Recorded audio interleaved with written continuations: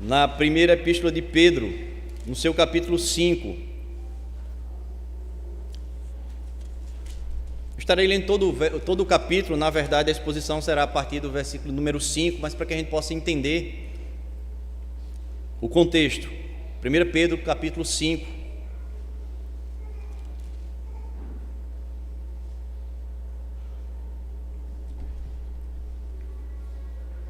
Nos diz assim a palavra do Senhor: Rogo, pois, aos presbíteros que há entre vós, eu, presbítero como eles, e testemunha dos sofrimentos de Cristo, e ainda co-participante da glória que há de ser revelada, pastoreai o rebanho de Deus que há entre vós, não por constrangimento, mas espontaneamente, como Deus quer, nem por sorte da ganância, mas de boa vontade, nem como dominadores dos que vos foram confiados, antes, tornando-vos modelo do rebanho. Ora, logo que o Supremo Pastor se manifestar, recebereis a imacessível coroa de glória. Rogo igualmente aos jovens: sede submissos aos que são mais velhos, outros sim, no trato de uns para com os outros, cingindo-vos todos de humildade, porque Deus resiste aos soberbos, contudo, aos humildes concede a sua graça. Humilhai-vos, portanto, sob a poderosa mão de Deus, para que Ele em tempo oportuno vos exalte, lançando sobre Ele a vossa ansiedade, porque Ele tem cuidado de vós. Sede sóbrios e vigilantes. O diabo, o vosso adversário, anda em derredor, como um leão que ruge, procurando alguém para devorar. Resisti-lhe firmes na fé, certos de que sofrimentos iguais aos vossos estão se cumprindo na vossa irmandade espalhada pelo mundo. Ora, o Deus de toda graça, que em Cristo vos chamou à sua eterna glória, depois de ter sofrido por um pouco, Ele mesmo vos há de aperfeiçoar, firmar, fortificar e fundamentar. A Ele seja o domínio pelos séculos dos séculos. Amém. Por meio de Silvano, que para vós outros é fiel irmão, como também o considero, vos escrevo resumidamente, exortando e testificando de novo que esta é a genuína graça de Deus. Nela estai firmes. Aquela que se encontra em Babilônia, também eleita, vos saúda, como igualmente meu filho Marcos. Saudai-vos uns aos outros com ósculo de amor. Paz a todos vós que vos achais em Cristo. Amém. Você pode sentar. Convido você a orar neste momento. Senhor nosso Deus, Tua palavra foi aberta, foi lida, já foi cantada. Neste momento, Deus, ouviremos a explicação da mesma e ainda a aplicação aos nossos corações. E para tudo isso nós queremos pedir o Teu favor, a Tua graça e misericórdia sobre as nossas vidas, que os nossos corações possam estar voltados, ó Deus, a ouvirmos a Tua voz nesta noite. Sabemos que o Senhor tem falado ao Teu povo, e isso tem nos feito tão bem, que na noite de hoje possamos louvá-lo, ó Deus, pelo privilégio de ouvir a Tua voz, pelo privilégio deste povo, parte deste povo está sendo instruído, parte desse povo está sendo exortado, parte deste povo está sendo admoestado, parte desse povo está sendo encorajado. Em Cristo Jesus, continua a nos falar, humildemente nós pedimos, em Cristo Jesus, amém. Irmãos, como de costume, você vai manter a sua Bíblia aberta, para que a gente possa estar sempre recorrendo aos versículos, entendermos, né, esse contexto e o que o escritor Pedro havia de falar, né, por meio dessa sua primeira epístola.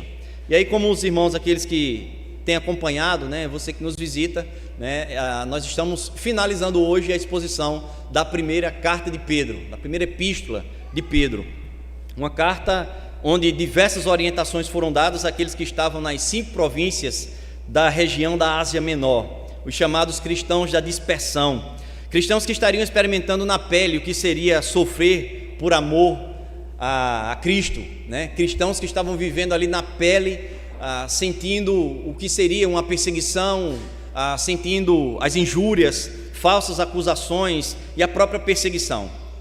cristãos que precisariam mais do que nunca se manterem com a sua fé vibrante e os seus olhos fixos num alvo. E Pedro, durante toda a carta, durante os 5 capítulos, ele vai mostrar esse alvo.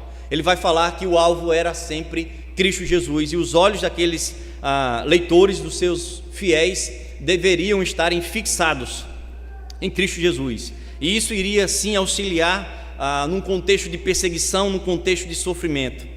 E aí, irmãos, nós concluímos que foi crucial para aquela igreja, né, para a igreja, na verdade, ao longo da história, que eles tivessem se mantido fiéis naquele contexto, volto a dizer, um contexto de perseguição, um contexto de sofrimento. Isso foi importante para eles, não só para aquela época, mas para o fortalecimento de muitos ao longo da história. E aí nós precisamos compreender, ou melhor, o mais importante seria para eles compreender o propósito de Deus em meio a todo aquele sofrimento.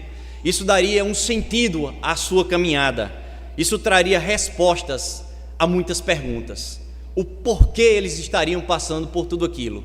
Então, se faz necessário, é que Pedro vai finalizar essa carta trazendo isso como objetivo. Vocês estão passando por isso, eis o motivo, eis a razão.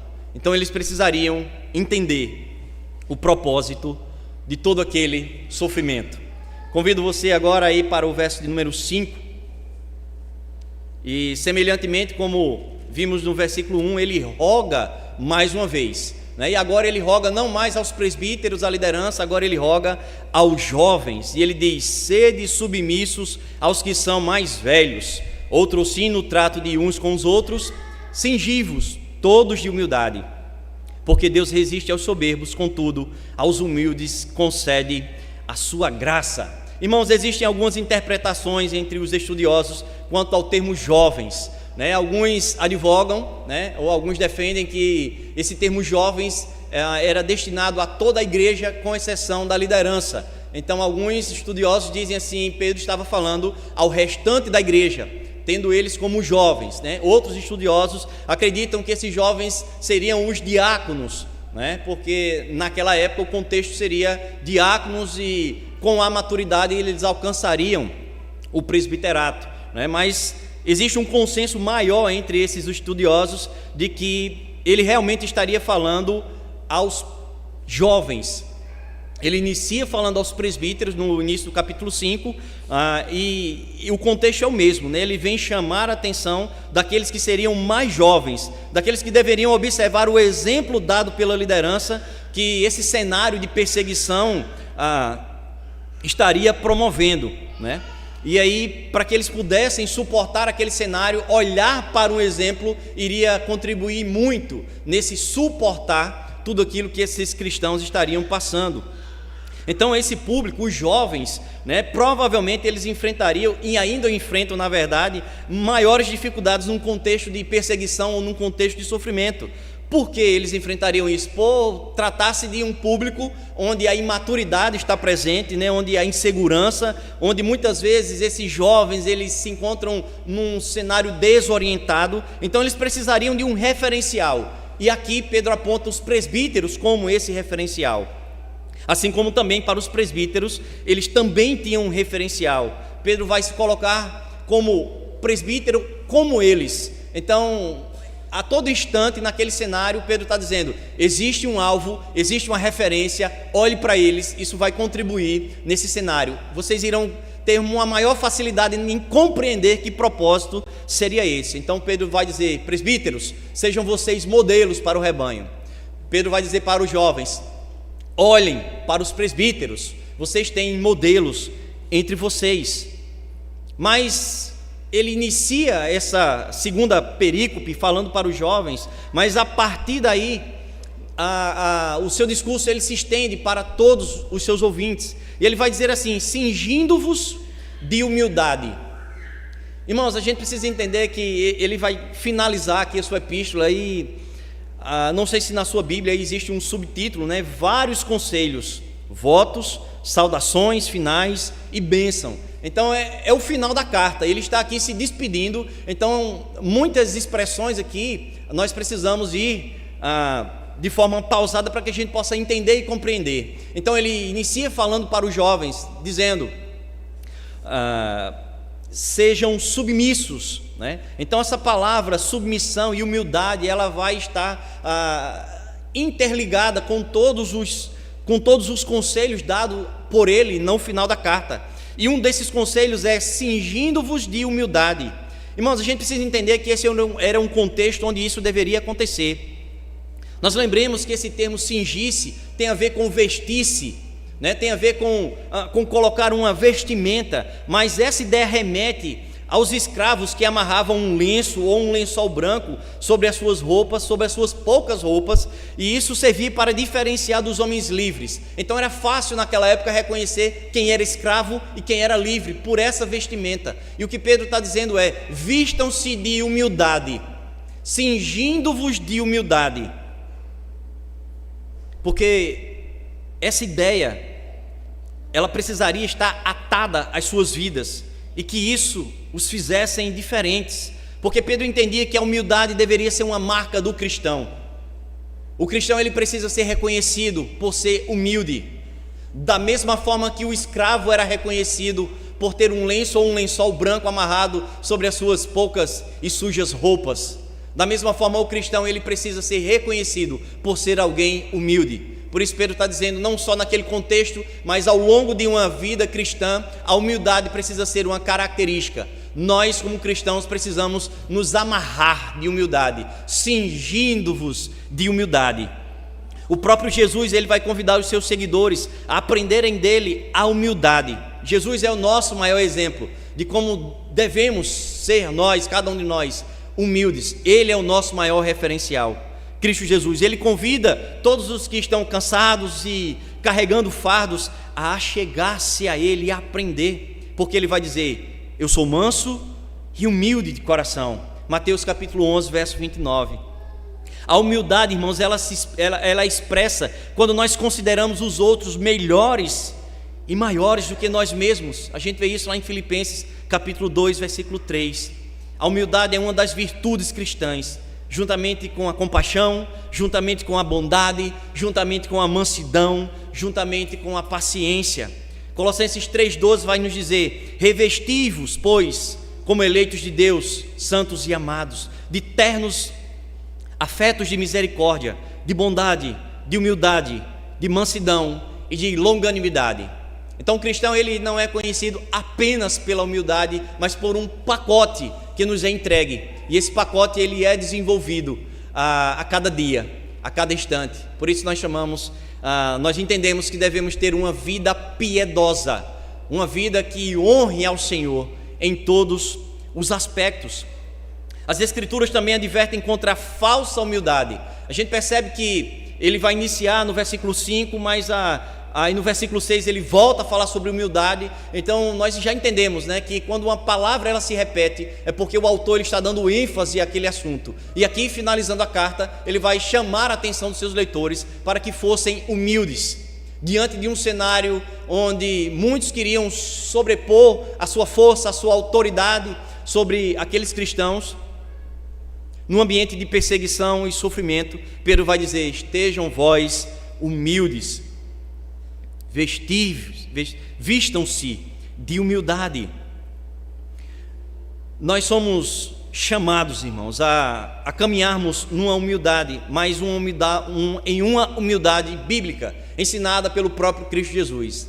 E o próprio Cristo Jesus também chama a atenção à falsa humildade, aquela que ao invés de vestir-se com realmente aquilo que fará a diferença, ela veste-se com um lenço de piedade, e parece-nos ser humildade, mas não é. Na verdade, a parábola do fariseu e do publicano em Lucas 18 vai nos mostrar isso. O próprio Cristo, ele vai trazer o que seria realmente ser humilde e o que seria uma falsa humildade. Por fim, irmãos, Pedro vai instruir seus leitores a viverem como cristãos, dizendo-lhes, entre outras coisas, para serem misericordiosos e humildes. A gente vê isso no capítulo 3, no versículo 8. E ele ainda vai usar a passagem registrada em Provérbios capítulo 3, versículo 34, para falar sobre a humildade, quando ele vai dizer: que Deus resiste aos soberbos, contudo aos humildes Ele concede a sua graça. Certamente Ele escarnece dos escarnecedores, mas dá graça aos humildes. Pedro ele faz uma releitura daquilo que está em Provérbios 3:34. Ou seja, Deus ele resiste aos soberbos. O soberbo é o contrário do humilde, mas aqueles que são humildes, humildes de espírito, humildes de coração, esses receberão graça da parte do Senhor. E aí, irmãos, você já imaginou, assim como eu também tenho imaginado, contar com a reprovação de Deus por causa da minha arrogância, da sua arrogância, muitas vezes embalada num papel de piedade? Será que numa rápida ou numa demorada avaliação, será que temos a condição de avaliarmos se temos caminhado em humildade, ou se aquilo que achamos que é humildade é uma falsa humildade? Pedro está dizendo, isso fará toda a diferença. Vocês serão conhecidos por serem humildes. Quando a gente vai avaliar essa parábola que aqui foi mencionada em Lucas 18, as pessoas também reconheciam que aquele que ficava de pé com belíssimas orações, onde batia no peito e se comparava melhor do que os outros, ele também era reconhecido, mas não como uma pessoa humilde, e sim como alguém que estava vestindo uma vestimenta de falsa piedade ou de falsa humildade. Por isso, irmãos, nós precisamos entender. E Pedro ele vai continuar falando sobre humildade, e entendemos que esse esforço em sua fala teria por objetivo fazer com que os seus leitores eles compreendessem o porquê viver daquela forma, não apenas diante do cenário que havia ali sido instalado, mas aquilo deveria ser vivido como um estilo de vida.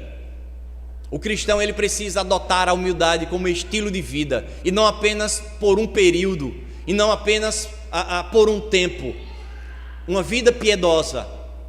Quem tem vindo aqui nas terças-feiras tem aprendido o quão difícil é, mas nós somos chamados para viver essa vida. Nós somos chamados a todos os dias estarmos desconstruindo nós mesmos, pois muitas vezes o nosso ser ele não glorifica o Deus a quem nós servimos. Por isso ele nos chama a vivermos uma vida piedosa. Pedro ele vai continuar tocando na mesma tecla, falando sobre humildade. No versículo 6 ele vai dizer: humilhai-vos, portanto, sob a poderosa mão de Deus, para que ele em tempo oportuno vos exalte, lançando sobre ele toda a vossa ansiedade, porque ele tem cuidado de vós. Devemos entender o porquê Pedro o que ele quis falar com essa palavra. Ele queria, na verdade, que os seus leitores se sujeitassem a Deus, de modo tal que coloquem a sua confiança exclusivamente sobre Ele. Deveriam saber, irmãos, que Deus estaria a cuidar deles e que desejaria que fossem completamente dependentes da sua presença. Assim como eu e você precisamos também buscar sermos dependentes do Senhor. Não apenas dizermos com a nossa voz, seja aqui ou fora daqui, que cremos no Senhor.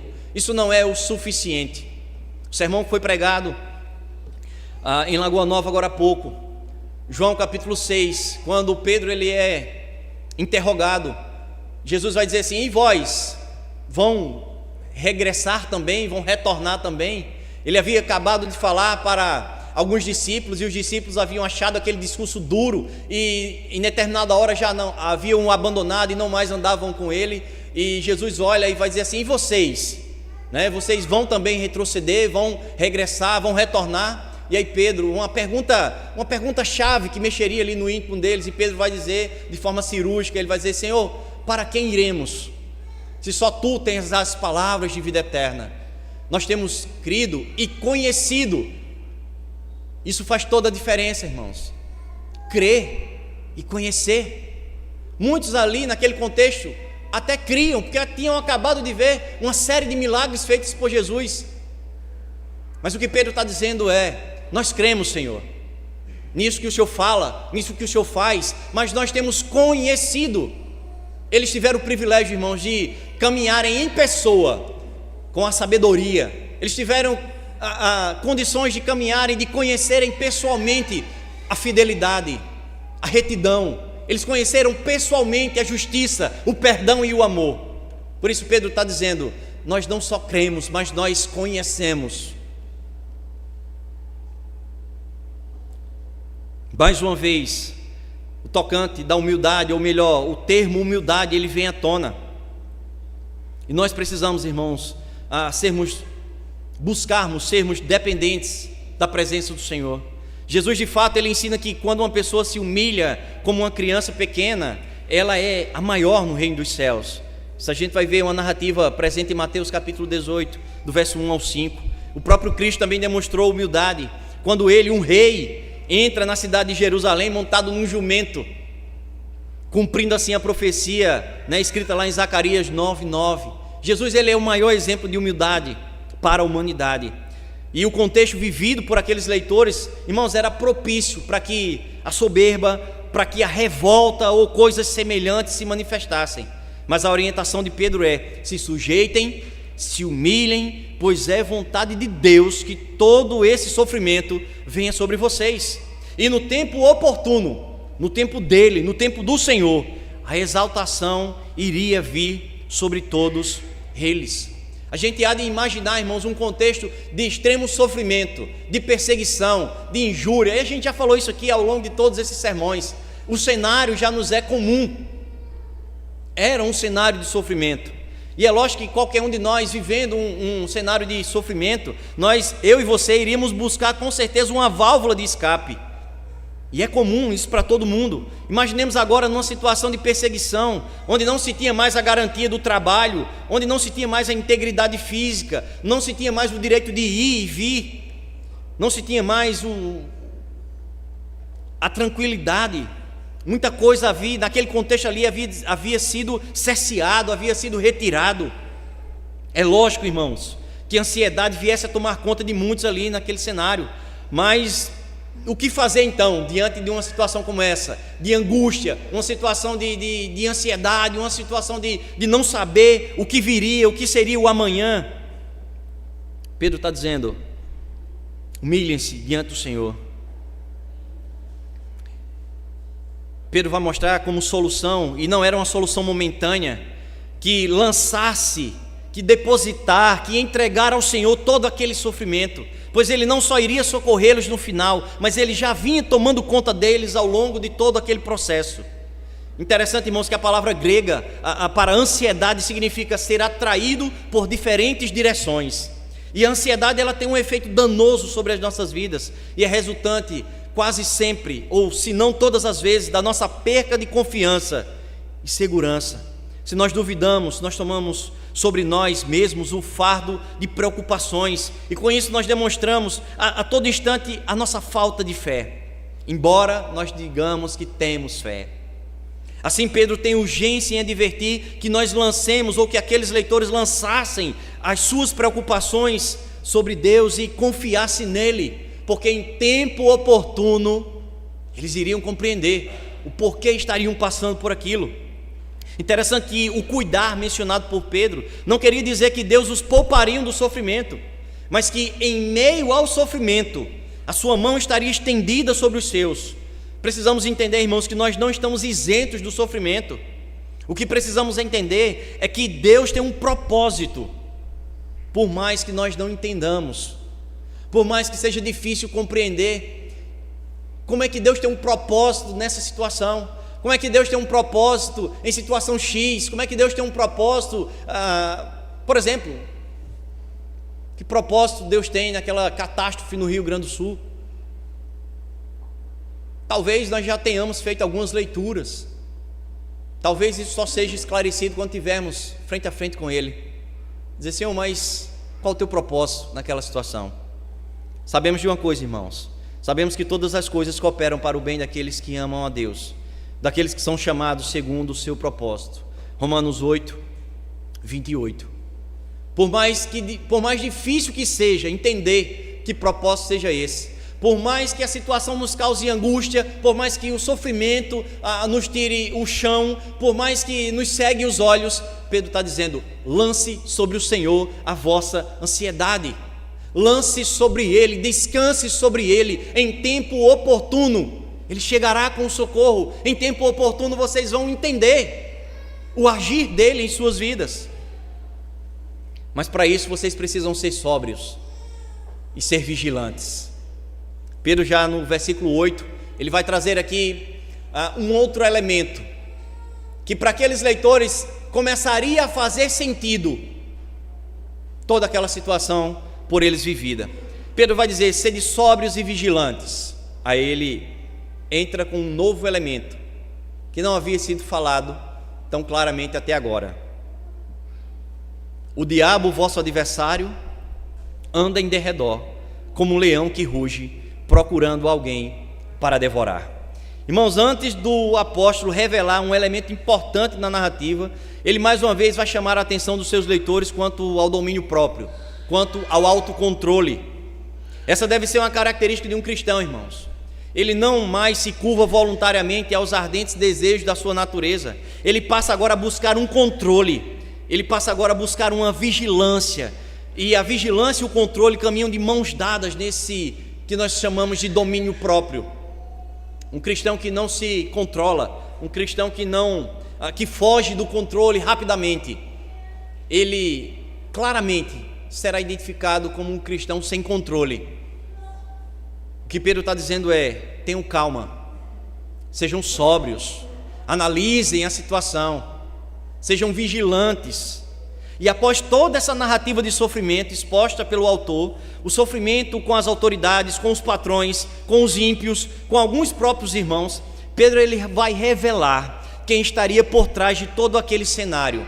Pedro traz aqui o personagem Diabo, o inimigo das vossas almas. As pessoas, irmãos, que haviam se levantado para perseguir os cristãos, nesse contexto aqui a igreja, elas estavam sendo orquestradas pelo próprio diabo, pois não podemos esquecer que o seu plano sempre foi se opor ao plano divino e à igreja do Senhor. Esse sempre foi o objetivo do diabo.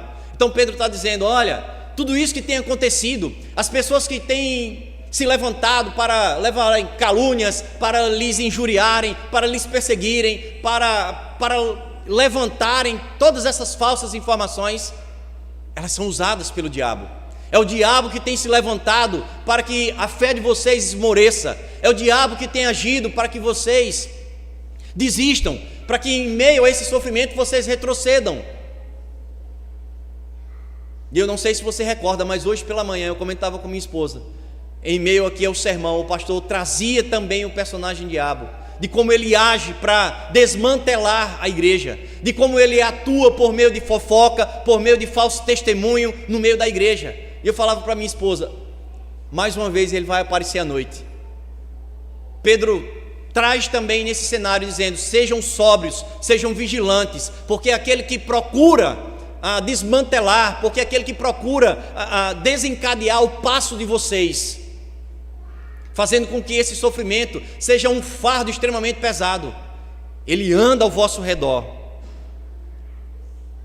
ele ruge como uma fera. Ele vai chamar a atenção, irmãos, a vigilância mais uma vez, porque não era brincadeira. Ele não estaria advertindo aqui que um possível perigo pudesse acontecer. A coisa era real. E ele traz a ideia aqui de um animal feroz em busca de uma presa. E esse animal ele não terá compaixão da sua presa, caso ele tenha oportunidade. Por isso Pedro está dizendo: vigiem, porque se vocês falharem nessa vigilância, vocês serão presa fácil, porque ele está aí ao redor. Por isso, tenham um entendimento, sejam sóbrios e sejam vigilantes. Irmãos, se não fosse a revelação de Deus, esse retrato de Satanás inspiraria o terror no coração de um cristão. O crente, o cristão, ele não teria nenhuma proteção contra esse temível adversário. Se fosse vítima de Satanás, seria destruído impiedosamente, seria dilacerado como uma fera faminta dilacera uma presa. Porém, irmãos, nós contamos com a proteção da armadura espiritual. Efésios capítulo 6, do verso 11 ao 18, vai falar sobre essa armadura. E quando esse cristão está completamente equipado, o diabo não é capaz de penetrar a sua armadura. Pedro está dizendo: vigiem, sejam sóbrios. Vocês estão entendendo tudo aquilo que tem se levantado contra vocês? Vocês estão entendendo que a igreja ela está caminhando, vocês estão dispersos, mas são igreja do Senhor. Vocês estão entendendo que precisam olhar para o alvo, porque se vocês perderem o alvo, o diabo vai usar da falta de vigilância de vocês e vão lhes destruir, vão lhes devorar. Por isso vocês precisam entender por que vocês estão passando isso. Vocês precisam ser sóbrios, vocês precisam vigilantes, vocês precisam acordar para uma dura realidade. O diabo, ele não brinca, é o propósito dele, é acabar com a igreja. Agora não imagine, irmãos, que ele vai chegar aqui e ele vai fechar de uma hora para outra. Muitas vezes, como foi dito aqui no sermão pela manhã, ele vai minando, ele usa pessoas, ele usa o joio para enfraquecer a igreja. Pedro está dizendo: sejam sóbrios, vigiem. Calvino comenta, ainda falando sobre essa armadura, sobre essa guerra: o resultado da guerra há de ser próspero, se deveras lutarmos sobre a bandeira de Cristo, pois todos quantos comparecerem para esta luta, revestidos com fé, ele declara que certamente serão vencedores. Nós não podemos entrar nessa luta desarmados. Nós não podemos entrar nessa luta de qualquer forma. Precisamos contar com a vigilância, precisamos contar com a sobriedade, precisamos contar com a armadura de Deus, precisamos contar com a palavra, precisamos contar com a fé. Só teremos isso, irmãos, como disse Pedro, se cremos e se conhecermos o Senhor a quem servimos. E o versículo 9 ele continua, ainda falando desse cenário de guerra, ainda falando desse cenário de batalha. Ele diz: resisti-lhe firmes na fé, ainda falando sobre o diabo, certos de que sofrimentos iguais aos vossos estão se cumprindo na vossa irmandade espalhada pelo mundo. Interessante, irmãos, que ele faz aqui um paralelo com Tiago 4,7. O impressionante quando ele diz resisti ao diabo, aqui ele vai dizer resisti-lhes firmes na fé. Paulo, no caso aqui, ele pede aos Efésios para ficarem firmes contra as ciladas do diabo. Para os cristãos, irmãos, o estado de alerta não pode ser relaxado. A pergunta é: de que maneira nós nos opomos a Satanás? Pedro diz: mantendo-se firmes na fé. Mantenham-se firmes na fé. Pedro ele vai mostrar a ferramenta a ser usada nessa resistência. E que ferramenta seria essa? A fé. Resistir-lhe firmes na fé. Existe na fé, irmãos, força suficiente para isto. 1 João capítulo 5 verso 4 vai nos dizer: porque todo que é nascido de Deus vence o mundo, e esta é a vitória que vence o mundo, a nossa fé. Essa é a arma para vencermos o mundo, as ciladas do diabo, as ciladas do inimigo. O autor também ele vai trazer uma realidade mais ampla desse sofrimento. Talvez alguns cristãos ali achassem e entendessem que aquilo estava acontecendo apenas com eles, mas não. Pedro vai dizer: estejam certos de que sofrimentos iguais aos vossos estão se cumprindo na vossa irmandade, ou seja, com outros irmãos espalhados pelo mundo. Muitos outros irmãos estariam também sofrendo. Aquela situação ali não era exclusiva, nunca foi exclusiva só deles. Ao longo de toda a história, inclusive nos dias de hoje, muitos sofrem por pregar o Evangelho, muitos sofrem por serem missionários, muitos sofrem por estarem em países onde o cristianismo não é reconhecido, muitos pregam o Evangelho de forma escondida. Então isso não era exclusividade para eles. Irmãos, enquanto alguns enfatizam que o sofrimento é uma experiência, outros declaram que através dela os sofredores alcançam os propósitos de Deus. Na verdade, o cristão que sofre por causa de Jesus Cristo, ele alegra-se quando a glória de Cristo é revelada. A gente vê isso no capítulo 4, verso 13 e 14. O sofrimento dura por breve tempo. Isso a gente vê no versículo 10, o que nós lemos na noite de hoje. O sofrimento durará por pouco tempo ou por breve tempo. Em sua epístola, Pedro vai mencionar o sofrimento e a glória a ser recebida na mesma proporção. Assim, irmãos, o cristão ele não aguarda o fim do sofrimento, mas o seu objetivo. O cristão ele não deve descabelar-se por causa do sofrimento, mas ele precisa consolar-se que em meio ao sofrimento existe um propósito. E para entendermos esse propósito, irmãos, não vai ser no estalo, não vai ser no estalo. Precisamos viver uma vida piedosa para que possamos entender os propósitos do Senhor para as nossas vidas.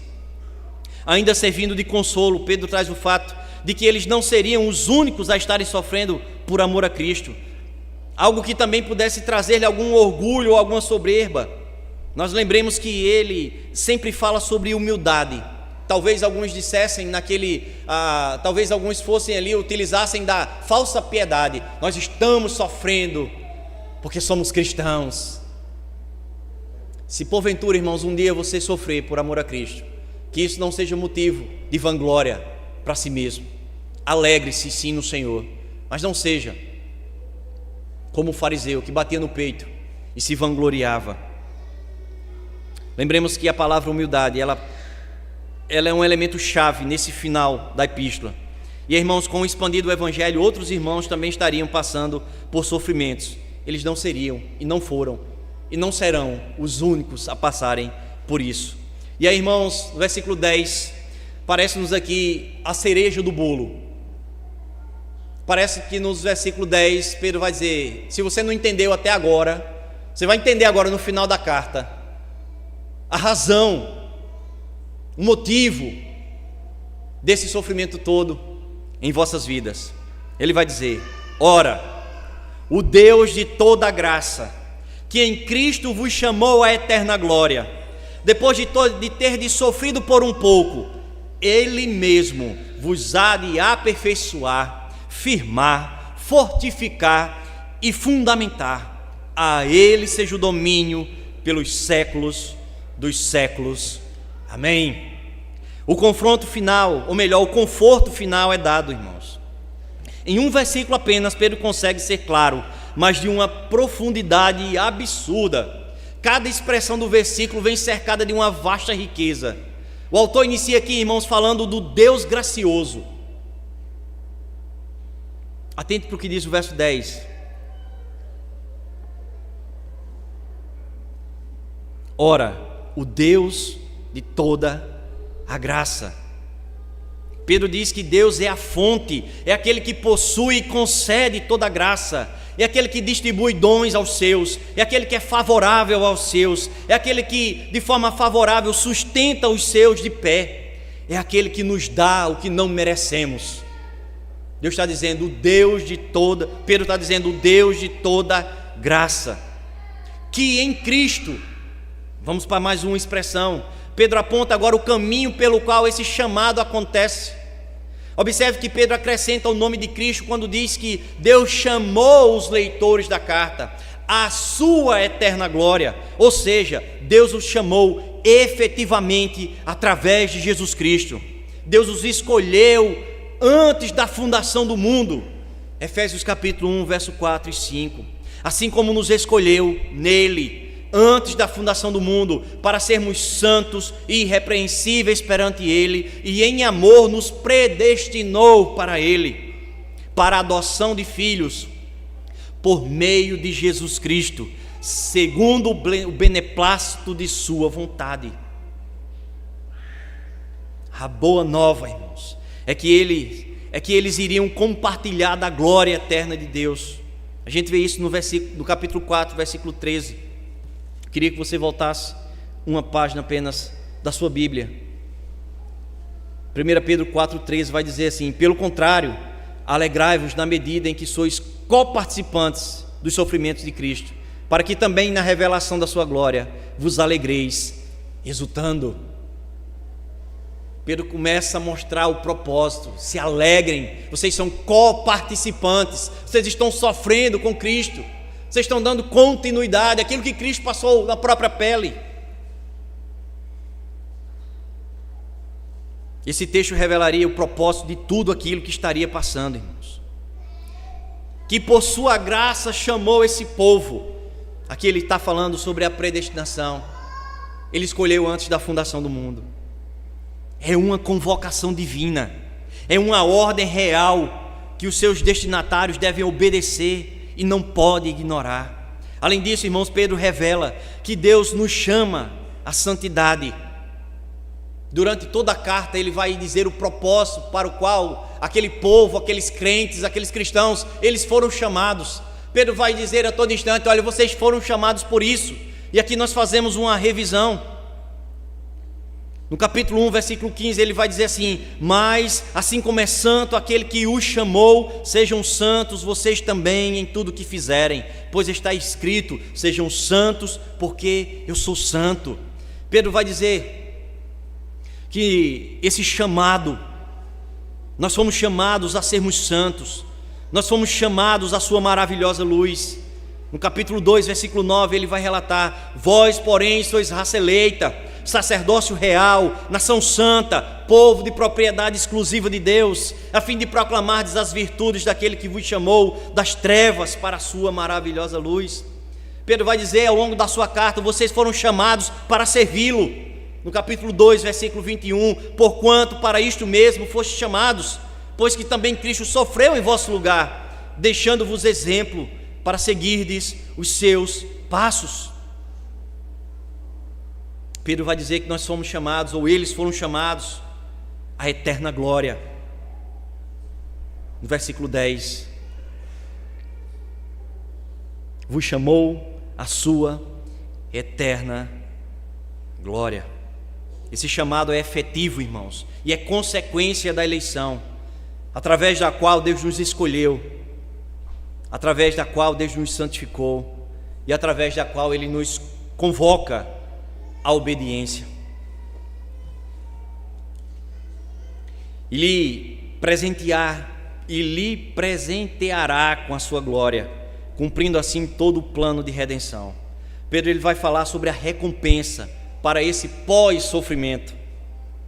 Ele vai dizer assim: Ele mesmo, Deus toma o pecador caído e o aperfeiçoa, ou seja, transformando naquilo que ele deve ser, o próprio oleiro tomando conta da sua obra.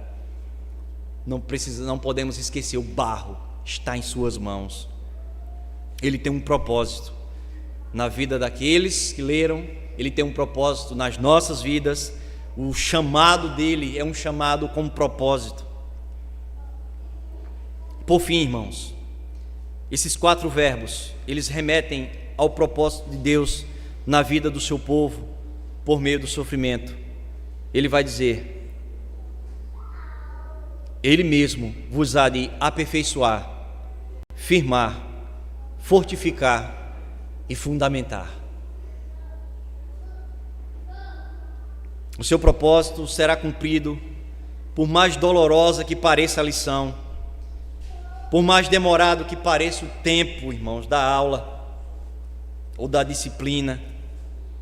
O mestre, ele vai usar o sofrimento de forma pedagógica para ensinar o seu povo, para ensinar a submissão, para ensinar a humildade, para ensinar a longanimidade, para ensinar o seu povo a ter fé, para ensinar o seu povo a ter esperança. Pedro finaliza a sua carta trazendo agora algumas considerações, algumas saudações. Mas fica claro aqui o propósito. Deus está trabalhando em suas vidas por meio do sofrimento. Ele tem um propósito. Por um pouco de tempo, ou um tempo oportuno, Ele vai lhes aperfeiçoar, firmar os seus passos, fortificar vocês e fundamentá-los. E aí ele vai finalizar, versículo 12, 13 e 14. Por meio de Silvano, que para vós outros é fiel irmão, como também o considero, vos escrevo resumidamente, exortando e testificando de novo que esta é a genuína graça de Deus, nela estejais firmes. Aquela que se encontra em Babilônia, também eleita, vos saúda, como igualmente meu filho Marcos. Saudai-vos uns aos outros, com ósculo de amor. Paz a todos vós que vos achais em Cristo. Pedro cita aqui, irmão, Silvano. Silvano, ele pôde ser apenas um mero instrumento para transportar a carta a esses leitores, ou mesmo ele pode ter sido, na maior compreensão dos autores, né, uma espécie de escrivão. Ele auxiliou Pedro na escrita desta epístola, dessa carta, que ele mesmo diz que foi resumida. Pedro ele procurou ser conciso, ele procurou ser enxuto. Ele mesmo diz: vos escrevo resumidamente, né? Então ele cita aqui Silvano como esse auxiliar dele na confecção desta carta. Ele refere-se à igreja que estava na Babilônia, né? O Novo Testamento considera Roma como Babilônia nesse contexto, né? Então a igreja que se encontrava em Roma, a igreja que se encontrava em Babilônia, os que também salvos, né? Igualmente saúda vocês. E por fim ele cita João Marcos, citado em Atos dos Apóstolos, né? Eles trabalharam juntos. Ele vai dizer assim: no final vocês se saúdem com ósculo santo, que era um sinal público da união e do amor entre os cristãos lá no Oriente. É como se para nós fosse o abraço ou um aperto de mão. Pedro finaliza sua carta, irmãos, fazendo um esforço, embora que resumidamente, para que aqueles leitores entendessem, compreendessem por que estariam passando por aquilo. Era propósito de Deus.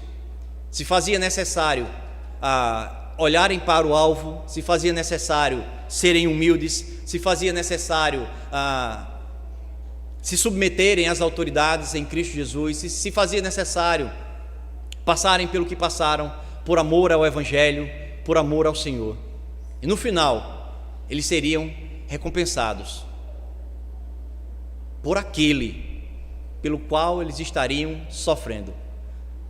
Como Pedro estivesse dizendo: vocês serão recompensados. Vocês receberão a recompensa do Senhor. Não será uma recompensa material, não será uma recompensa, vocês não vão ser retirados e colocados numa bolha para que o sofrimento não bata na porta de vocês. Não. O Senhor ele já está providenciando essa recompensa nas vossas vidas. Final de uma carta, irmãos, como eu já disse, um contexto de sofrimento para cristãos que precisariam de um motivo para continuar na caminhada. O que esperar para esse final? O que o autor esperaria dos seus leitores? Nós não temos uma carta-resposta. Olha, eles receberam a primeira carta e agora eles devolveram. Não, eles não tiveram isso. Mas nós sabemos que a mensagem inspirada passou por gerações e gerações, causando o mesmo efeito encorajador na vida de muitos cristãos ao longo da história. Nós não podemos esquecer que exemplos ao longo da história faziam com que o cristianismo, ao invés de esmorecer, pelo contrário, ele crescesse. Lembro-me do primeiro mártir da igreja, o diácono Estevão.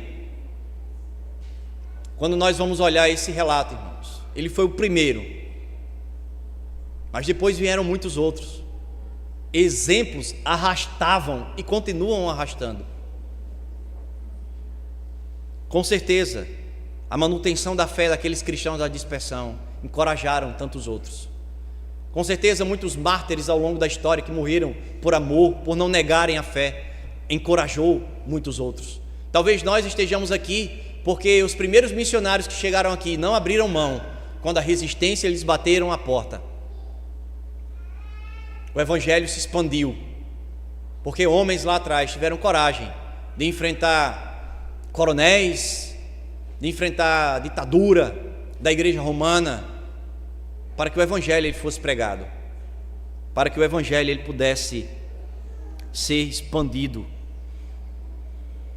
Irmãos, durante toda a carta, Pedro chamou a atenção dos seus leitores quanto eles deveriam suportar o sofrimento. Ele chamou a atenção dos seus leitores quanto à postura, com relação ao comportamento que eles deveriam ter, pois tudo, na verdade, giraria em torno de um propósito. Na verdade, ele vai finalizar reforçando a conduta da submissão e da humildade. Ele fala para os presbíteros, ele fala para os jovens e ele fala para todos. Como nós temos tratado, irmãos, a fera que anda ao nosso derredor? A fera ela não atuou apenas naquele contexto. A fera ela continua com o mesmo desejo, feroz, faminto, querendo tragar uma vítima indefesa, desatenta.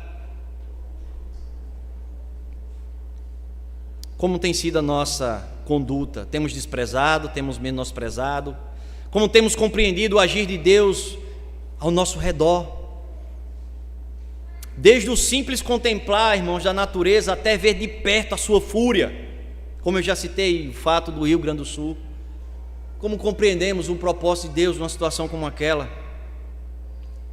Como temos buscado depender, como temos buscado descansar, como temos buscado confiar no Senhor.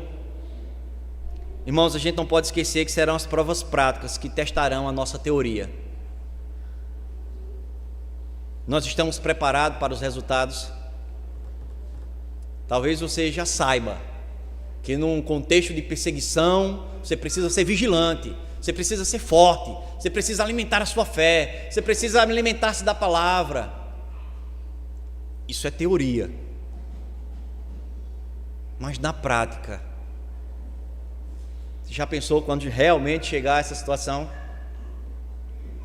Estaremos preparados para o resultado, irmãos? Não tem como não falar. Outra pandemia. Nos comportaríamos da mesma forma como foi na primeira?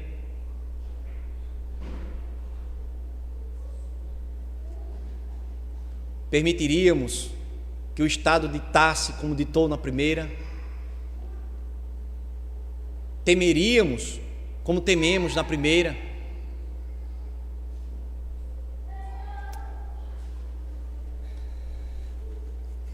A gente está falando aqui de preparação, mas como nos preparar, irmãos? Nós temos estudado, nós temos conhecido, nós temos aprendido a cada dia.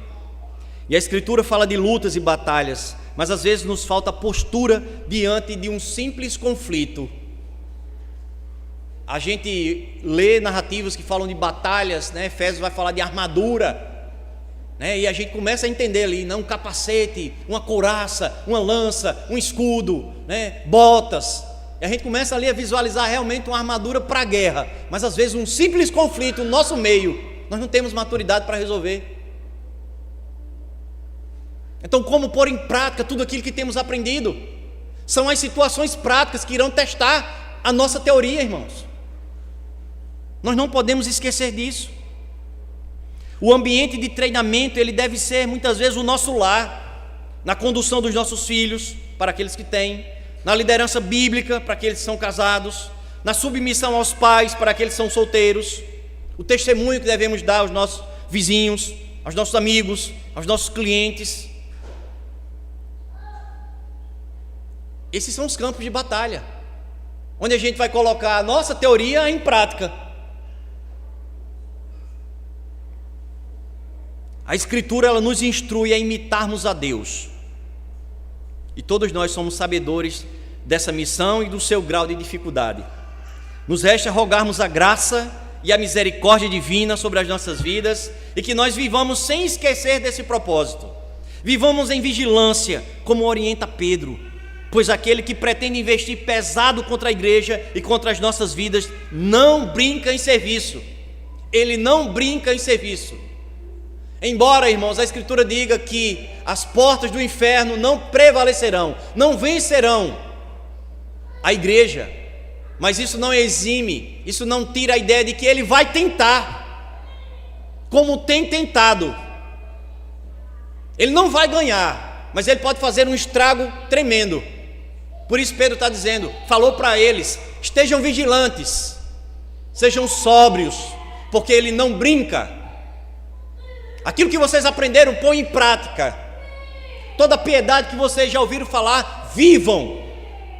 Tudo aquilo que vocês juntaram em anos e anos de estudo, será posto em prática pelas provas do dia a dia, por aquilo que temos vivido. Nós devemos nos submeter sempre ao Senhor. Nós devemos nos submeter ao governo da sua igreja. Nós devemos buscar a humildade como lema de vida. Lembra do escravo que amarrava um lenço branco e era reconhecido por todos? Precisamos ter a humildade, uma vida piedosa, como um lema de vida. As pessoas precisam olhar para a nossa vida e dizer, ali está um crente, ali é um filho de Deus, ali é alguém que foi trazido, que foi resgatado, que foi salvo, e é alguém que vive com propósito.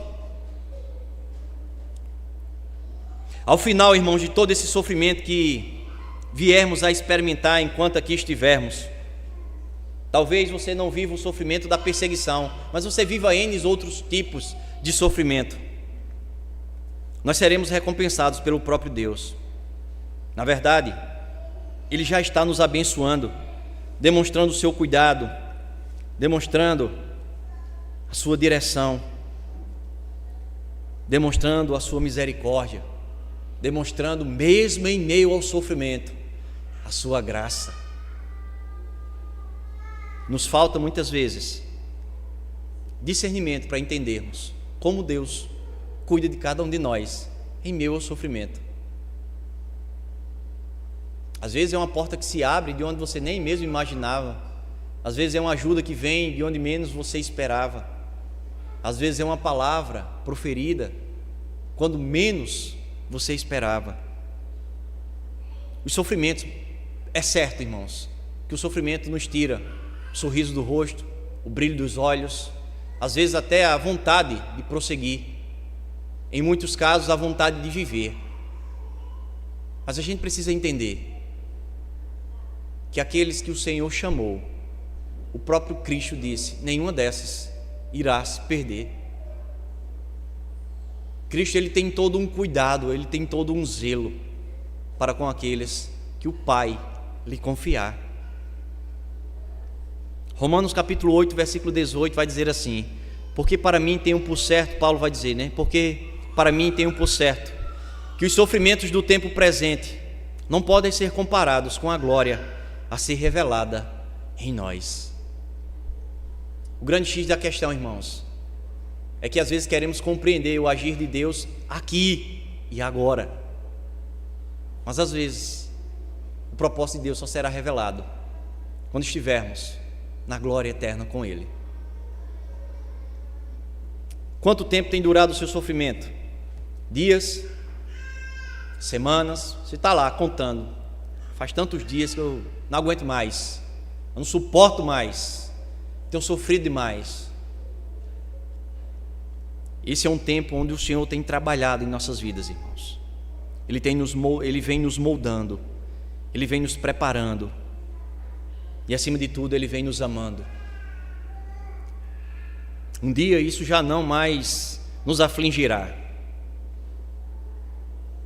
pois estaremos deixando de bater nessas portas em busca de socorro.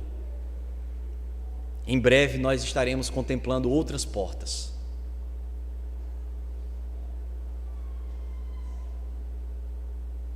Apocalipse capítulo 21, do versículo 21 em diante. As 12 portas são 12 pérolas, e cada uma dessas portas de uma só pérola. A praça da cidade é de ouro puro, como vidro transparente. Nela não vi santuário, porque o seu santuário é o Senhor, o Deus Todo-Poderoso, e o Cordeiro. A cidade não precisa nem do sol nem da lua para lhe darem claridade, pois a glória de Deus a iluminou, e o Cordeiro é a sua lâmpada. As nações andarão mediante a sua luz, e os reis da terra lhe trazem a sua glória. As suas portas nunca, jamais se fecharão de dia, porque nela não haverá noite. E lhe trarão a glória e a honra das nações. Nela nunca, jamais penetrará coisa alguma contaminada, nem o que pratica abominação e mentira, mas somente os inscritos no livro da vida do Cordeiro. São essas portas que nos esperam. Pode ser que o teu sofrimento aos seus olhos tenha durado já muito tempo, mas entregue a tua vida ao Senhor, confia nele, descansa nele. Existe um propósito em meio ao sofrimento. O Senhor cuida do seu povo, sempre cuidou e sempre cuidará, até que esse povo pare de sofrer aqui, até que esse povo entenda